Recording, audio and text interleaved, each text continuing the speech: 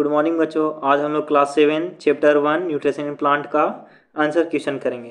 पहला क्वेश्चन बोलता है why do organisms need to take food, मतलब जीव जंतु को भोजन लेने की आवश्यकता क्यों पड़ती है। तो इसका आंसर है all living organisms need require food to survive. जितने भी लिविंग ऑर्गेनिजम्स हैं वो सबको भोजन चाहिए जिंदा रहने के लिए। It gives them energy to perform various activity. Food उन्हें ताकत देता है बहुत सारे एक्टिविटीज़ को करने में, बहुत सारे कामों को करने में। All activities such as playing, running, walking, studying E T C requires energy. हर एक एक्टिविटी में एनर्जी रिक्वायर होता है, जैसे कि दौड़ने में, खेलने में, पढ़ने में, हर एक एक्टिविटी में एनर्जी रिक्वायर होता है। और एनर्जी हम लोग को फूड से मिलता है। अगर हम लोग फूड नहीं लेंगे तो हम लोग कुछ काम भी नहीं कर पाएंगे, हो सकता है कि हम लोग डेड भी हो जाएं। The various components present in our food such as carbohydrate, protein, fat, vitamins and minerals provide energy to our body। जो बहुत सारे तत्व भोजन में प्रेजेंट होते हैं जैसे कि carbohydrate, protein, fat, vitamins, minerals, ये हमारे शरीर को एनर्जी प्रोवाइड करते हैं। These are also important for the growth and development of the body। ये हमारे शरीर के डेवलपमेंट और ग्रोथ के लिए भी बहुत ज़्यादा ज़रूरी होते हैं। अगर हम लोग ये सब नहीं लेंगे तो हम लोग डेवलप और ग्रो भी नहीं कर पाएंगे। अब हम लोग अपना अगला दूसरा क्वेश्चन देखते हैं। Distinguish between parasite and सेप्रोट्रॉप।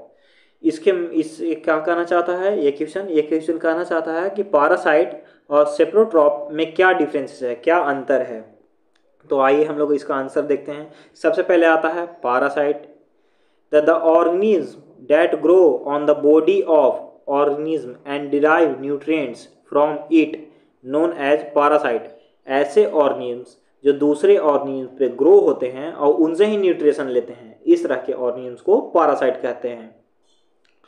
जैसे कि कस्टूटा हो गया और ऑर्चाइड हो गया एग्जाम्पल में। आपने अमरवेल भी देखा होगा। अब सेप्रोट्रॉप क्या चीज होता है तो इसके बारे में हम लोग आगे देखते हैं। The organism that obtain nutrients from another dead और decaying organic matter is called saprotrophs. ऐसे ऑर्गेनिज्म जो अपने न्यूट्रिशन के लिए, अपने पोषण के लिए मरे हुए जानवर, सड़े हुए जीव जंतु पे निर्भर रहते हैं, उन्हीं को हम लोग सेप्रोट्रॉप्स कहते हैं। जैसे एग्जाम्पल में होगा फंगी और कुछ बैक्टीरिया भी होते हैं। आप लोग देखे होंगे कि जो फंगी होता है वो सड़े गले हुए चीज़ों पे ही उगता है और उनसे ही पोषण लेता है। अब हम लोग अपना अगला तीसरा क्वेश्चन में आते हैं। तीसरा क्वेश्चन क्या कहता है हम लोग पढ़ते हैं। How would you test the presence of starch in a leaf. ये कहना चाह रहा है कि कैसे हम किसी पत्ता में पता कर सकते हैं कि उसमें स्टार्च है या नहीं है। तो आंसर में अब हम लोग देखते हैं। Experiment to test the presence of starch in leaf. अभी एक्सपेरिमेंट किया गया है जिससे हम लोग पता कर सकते हैं कि किसी भी पत्ते में स्टार्च होता है या नहीं होता है। तो देखिए आगे हम लोग पढ़ते हैं। बोल रहा है take 2 healthy green potted plants of the same type. एक ही तरह के पेड़ पौधे जो गमला में लगे हुए हैं वो दो ठो। Keep 1 potted plant in dark room for 1 or 2 days in order to remove all the starch from the leaves। जिनमें से एक प्लांट को हम लोगों को 2 से 3 दिन तक एक कमरा रूम में, एक अंधेरे रूम में रखना होगा ताकि उससे सारा स्टार्च हट जाए, उसमें सारा स्टार्च खत्म हो जाए। और दूसरा जो रह गया पौधा उसको हम लोग को सनलाइट में रखना है। Now take 1 leaf from each potted plant and put a few drop of iodine solution on them। हम लोगों को अब क्या करना है, हम लोगों को दोनों पौधों में से एक एक पत्ता लेना है और वो लोग पे आयोडीन सॉल्यूशन देना है। Then note down the observation. उसके बाद हम लोग को देखना है कि वो लोग में क्या क्या चेंजेस आता है। उससे हम लोग को पता चलेगा कि किस में स्टार्च है और किस में नहीं है, और पत्तों में स्टार्च होता भी है कि नहीं है। तो आगे हम लोग पढ़ते हैं। Plant keep in light and dark condition. दोनों प्लांट अलग अलग कंडीशन में रखे हुए थे, एक लाइट कंडीशन में, एक डार्क कंडीशन में। दोनों पर आयोडीन सॉल्यूशन डाला गया। तो हम लोग को देखना है कि क्या क्या चेंजेस होता है। No blue black colour will be observe on the leaf of the plant keep in the dark room. जो प्लांट डार्क रूम में रखा गया था उसके पत्ता को तोड़कर जब हम लोग उस पर आयोडीन डालें तो उसमें कोई भी ब्लू ब्लैक कलर हम लोग को नहीं दिखा, लेकिन उसके जगह पे इसे क्या पता चलता है कि जो पत्ता डार्क रूम में रखा गया था उसमें क्लोरोफिल खत्म हो गया था, उसमें क्लोरोफिल नहीं था, उसमें स्टार्च नहीं था। Blue black colour will be observe on the leaf of the plant keep in sunlight. जो ब्लू ब्लैक कलर जो चेंजेस होगा पत्ता में, ब्लू ब्लैक कलर, वो हम लोग को कौन से पत्ता में मिलेगा? तो ऐसा पेड़ जो सूरज की रोशनी में रखा हुआ था उसके पत्ता में हम लोग को मिलेगा। इससे क्या चीज पता चलता है? This indicates the presence of star. इससे पता चलता है कि उस पत्ता में स्टार्च होगा। अब हम लोग अपना चौथा क्वेश्चन देखते हैं। Give a brief description the process of synthesis of food in green plant. हम लोग को विस्तार से बताना है कि फूड ग्रीन प्लांट्स में कैसे बनता है, इसके बारे में कौन से प्रोसेस से बनता है। तो आइए हम लोग आगे देखते हैं। Photosynthesis is defined as the process in which chlorophyll containing plant cell synthesis food in the form of carbohydrate using carbon dioxide and water in presence of energy. इसको में बताया गया है कि फोटोसिंथेसिस वो क्रिया है जिसके माध्यम से प्लांट पेड़ पौधे अपना भोजन बनाते हैं। और फोटोसिंथेसिस में carbohydrate, carbon dioxide, water, solar energy और क्लोरोफिल के माध्यम से फूड बनता है प्लांट में। अब हम लोग देखते हैं source of raw material required for photosynthesis. अब फोटोसिंथेसिस के लिए क्या क्या हम लोग को चाहिए उसके बारे में हम लोग को पढ़ना है। Water is taken from the root of the plant and is transported to the leaves.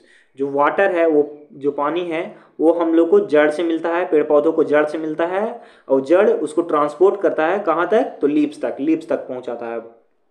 दूसरा है carbon dioxide from the air enter the leaves through the tiny pores called stomata and diffuses to the cell containing chlorophyll.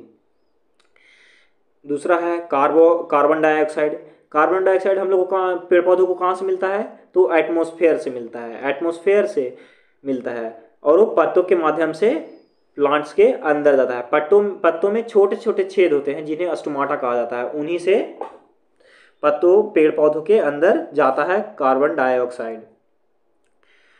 तीसरा है solar energy is use to break water into hydrogen and oxygen. तीसरा है सूर्य का रोशनी, solar energy. Solar energy है जो water को हाइड्रोजन और ऑक्सीजन में ब्रेक करता है। This hydrogen is combined to carbon dioxide to form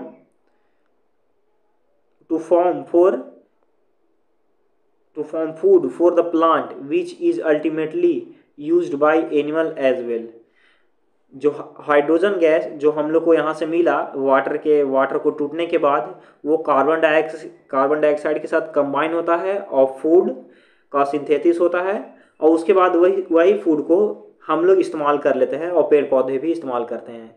दस photosynthesis can be represented by the flowing equation. यहाँ पे हम लोग इक्वेशन के माध्यम से भी हम लोग फोटोसिंथेसिस की क्रिया को दिखा सकते हैं।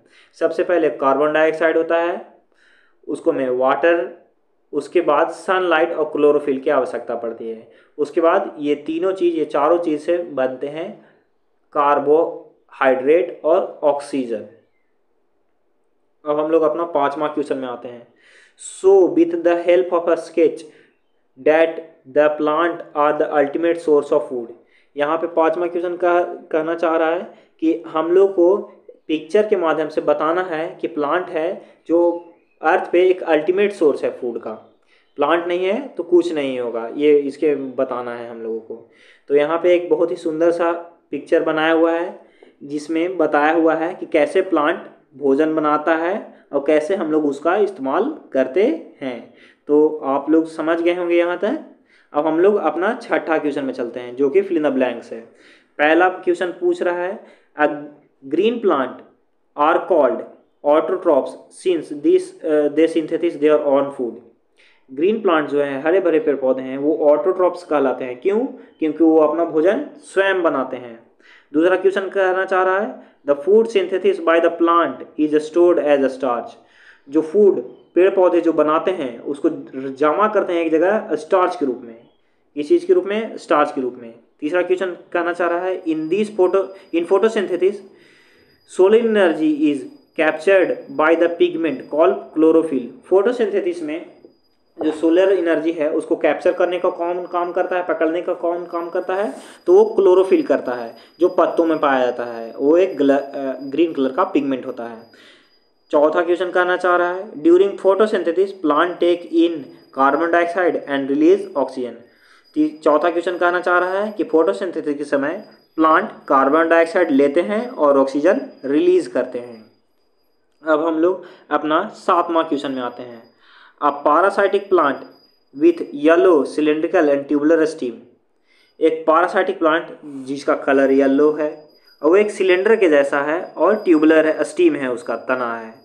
इस तरह के प्लांट को हम लोग क्या कहते हैं? तो कस्तूता कहते हैं, क्योंकि कस्तूता ऐसा ही होता है, येलो कलर का सिलेंड्रिकल होता है और उसका ट्यूबुलर एक स्टीम होता है।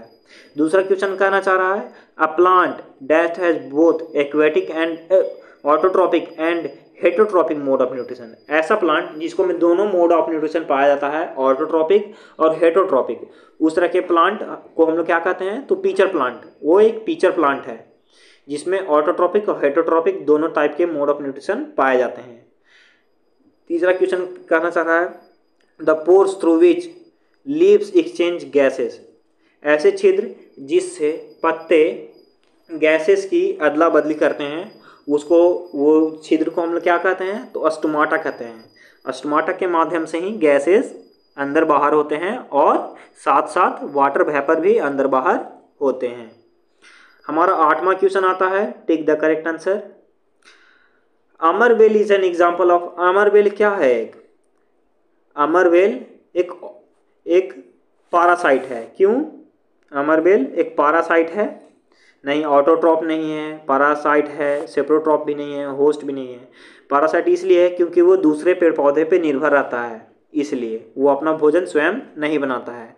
अब हमारा दूसरा क्वेश्चन आता है plant which trap and feed on insect. ऐसे प्लांट जो कीड़े मकोड़े को पकड़ते हैं और वो लोग से अपना पोषक तत्व लेते हैं, उस तरह के पेड़ को हम लोग क्या कहते हैं? तो पीचर प्लांट। क्या कहते हैं बच्चों? पीचर प्लांट कहते हैं। अब हम लोग अपना 9वां क्वेश्चन में आते हैं मैच द फ्लोइंग। इसमें अब हम लोग समझते हैं, मिलान करते हैं। सबसे पहले क्लोरोफिल। क्लोरोफिल हमें कहाँ मिलेगा बच्चों? तो लीव्स में मिलेगा, क्योंकि लीव्स में ही भोजन बनता है और लीव्स में ही क्लोरोफिल होता है। नाइट्रोजन हम लोग को कहाँ से? तो नाइट्रोजन हम लोग को बैक्टीरिया से मिलेगा। क्यों? क्योंकि बैक्टीरिया ही नाइट्रोजन को फिक्स करते हैं सॉइल में, आप लोग पढ़े होंगे। दूसरा आता है अमरबेल। अमरबेल क्या है? तो अमरबेल एक पारासाइट है। क्यों? क्योंकि ये अपने भोजन के लिए दूसरे पेड़ पौधों पर निर्भर रहता है, ये अपना भोजन स्वयं नहीं बनाता है। चौथा है एनिमल। एनिमल एक हेटरोट्रॉप है। क्यों? क्योंकि ये अपना भोजन स्वयं नहीं बनाता है, बल्कि अपने भोजन के लिए दूसरे पेड़ पौधे या जानवरों पर निर्भर रहता है। पाँचवा है इंसेक्ट, जो कि पीचर प्लांट। क्यों पीचर प्लांट से इसलिए हम लोग मिलाएं? क्योंकि पीचर प्लांट इंसेक्ट को ट्रैप करता है और वो लोग से न्यूट्रिशन लेता है। अब हम लोग अपना अगला क्वेश्चन में चलते हैं 10वां, जो कि एक ट्रू फॉल्स है, जिसमें हम लोग को बताना है कि कौन सा कथन सही है और गलत है। सबसे पहला कर रहा है carbon dioxide is release during photosynthesis. Carbon dioxide photosynthesis के समय रिलीज होता है, तो ये गलत है, ये फॉल्स होगा। क्यों? क्योंकि कार्बन डाइऑक्साइड नहीं रिलीज होता है, बल्कि ऑक्सीजन रिलीज होता है। हम लोग का हमारा दूसरा क्वेश्चन है plant which synthesis their food themselves are called saprotrophs. ऐसे प्लांट्स जो अपना भोजन स्वयं बनाते हैं वो सेप्रोट्रॉप्स कहलाते हैं। ये भी फॉल्स होगा। क्यों? क्योंकि वो ऑटोट्रॉप्स कहलाते हैं, सेप्रोट्रॉप्स नहीं कहलाते हैं। तीसरा क्वेश्चन बोल रहा है the product of photosynthesis is not a protein. Photosynthesis का प्रोडक्ट प्रोटीन नहीं होता है। गलत, ये भी गलत होगा। फोटोसिंथेसिस का प्रोडक्ट प्रोटीन नहीं होता है, ऐसा ही होगा, सही होगा, प्रोटीन नहीं होता है फोटोसिंथेसिस का प्रोडक्ट, क्योंकि कार्बन डाइऑक्साइड होता है और कार्बोहाइड्रेट होता है और ऑक्सीजन होता है। चौथा क्वेश्चन बोला है solar energy is converted into chemical energy during photosynthesis. जो सोलर एनर्जी है वो केमिकल एनर्जी में कन्वर्ट होता है फोटोसिंथेसिस के समय। ये सही होगा या गलत? ये सही होगा, ट्रू होगा। क्यों? क्योंकि हम लोग को पता है कि सोलर एनर्जी की मदद से ही जो वाटर है वो हाइड्रोजन और ऑक्सीजन में टूटता है, तो ये एक केमिकल प्रोसेस ही हुआ, तो ये सही है। अब हमारा अगला क्वेश्चन आता है 11वां, choose the correct option from the following. हम लोग को सही ऑप्शन चुनना है। Which part of plant take in carbon dioxide from the air for photosynthesis. Plant का कौन सा भाग है जो कार्बन डाइऑक्साइड को एयर से मतलब एयर में मिला हुआ कार्बन डाइऑक्साइड को लेता है फोटोसिंथेसिस के समय? तो वो होगा कौन? रूट हेयर तो होगा नहीं, लीफ वेन्स तो होगा नहीं, सेपल्स भी नहीं होगा, वो होगा स्टोमाटा। क्या होगा? स्टोमाटा होगा। अब हम लोग अपना अगला क्वेश्चन पे चलते हैं 12th में। ये भी चूज द करेक्ट ऑप्शन ही है। इसको मैं क्वेश्चन में पूछा है plant take carbon dioxide from the atmosphere mainly through their. जो पेड़ पौधे हैं वो कार्बन डाइऑक्साइड एटमॉस्फेयर से लेते हैं ज़्यादातर किसके मदद से? रूट की मदद से, स्टीम की मदद से, फ्लावर की मदद से या लीफ की मदद से?